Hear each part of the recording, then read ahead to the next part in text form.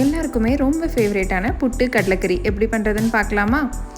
இதுக்கு ஒரு அரை கிளாஸ் அளவு கருப்பு சுண்டல் 8 ஹார்ஸ் ஊற வச்சு எடுத்துக்கோங்க. அப்புறமா அது ஒரு குக்கரில் ட்ரான்ஸ்ஃபர் பண்ணிவிட்டு கொஞ்சமாக சால்ட் ஆட் பண்ணிவிட்டு ஒரு விசில் விட்டு 10 நிமிஷம் சிம்மில் வச்சு ஸ்டவ் ஆஃப் பண்ணிடுங்க. இப்போது இதுக்கு ஃபர்ஸ்ட் நம்ம ஒரு பேஸ்ட் ரெடி பண்ணிடலாம். அதுக்கு ஒரு பேனில் கொஞ்சமாக ஆயில் ஆட் பண்ணிவிட்டு கொஞ்சமாக சோம்பு ஆட் பண்ணிக்கோங்க. அதுக்கப்புறமா ஒரு 10-15 சின்ன வெங்காயம் சேர்த்துக்கோங்க. இது கூடவே கொஞ்சமாக கருவேப்பிலை சேர்த்துட்டு இதை நல்லா வதக்கி விட்டுருங்க. இது கூட ஒரு மீடியம் சைஸ் தக்காளியை ஆட் பண்ணிக்கோங்க. இதுவும் நல்லா வதங்கினதுக்கப்புறமா இது கூட ஒரு 3லேருந்து 4 ஸ்பூன் அளவு துருவின தேங்காய் சேர்த்துக்கோங்க. இது ஒரு 1 மினிட்க்கு லோ ஃப்ளேமில் வதக்கிட்டு இது ஒரு மிக்ஸி ஜாரில் ட்ரான்ஸ்ஃபர் பண்ணிக்கோங்க.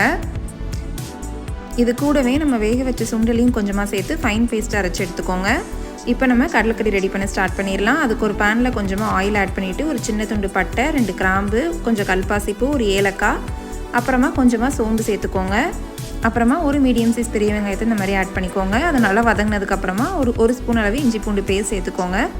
இதையும் லைட்டாக வதக்கி விட்டதுக்கப்புறமா நம்ம அரைச்சி வச்சுருக்க பேஸ்ட் இது கூட சேர்த்துக்கலாம். இது லைட்டாக கொதிச்சதுக்கப்புறமா ஒரு அரை ஸ்பூன் அளவு சில்லி பவுடர், 1/4 ஸ்பூன் கரம் மசால், 1/4 ஸ்பூன் அளவு சிக்கன் மசால் சேர்த்துக்கோங்க. இது எல்லாத்தையும் சேர்த்து நல்லா மிக்ஸ் பண்ணி விட்டுருங்க. இதோட பச்சை வாசனையெல்லாம் போனதுக்கப்புறமா நம்ம வேக வச்ச சுண்டலையும் இது கூட சேர்த்துக்கலாம். இதையும் நல்லா மிக்ஸ் பண்ணி விட்டுருங்க. தேவையான அளவுக்கு வாட்டர் ஆட் பண்ணி இதோட பச்சை வாசனை போகிற அளவுக்கு நல்லா கொதிக்க விடுங்க. உங்களுக்கு ஆத்தென்டிக் கேரளா ஸ்டைலில் வேணும்னா இந்த ஸ்டேஜில் கொஞ்சமாக தேங்காய் எண்ணெய் ஆட் பண்ணிவிட்டு மல்லியில தூவி ஸ்டவ் ஆஃப் பண்ணிடலாம். அவ்வளோதான், சூப்பரான கடலைக்கறி ரெடி ஆகிடுச்சு. புட்டு செய்கிறதுக்கு நான் 1.25 கிளாஸ் அளவுக்கு புட்டு மாவு சேர்த்துருக்கேன். நான் எப்போயுமே கிருஷ்ணா பிராண்டோட தாஞ்சூர் புட்டு மாவு தான் யூஸ் பண்ணுவேன். உங்கள் ஊரில் கிடச்சா ட்ரை பண்ணி பாருங்கள். இது கூட கொஞ்சமாக சால்ட் ஆட் பண்ணிவிட்டு கொஞ்சமாக தண்ணி ஆட் பண்ணி பிசைஞ்சு விட்டுக்கோங்க.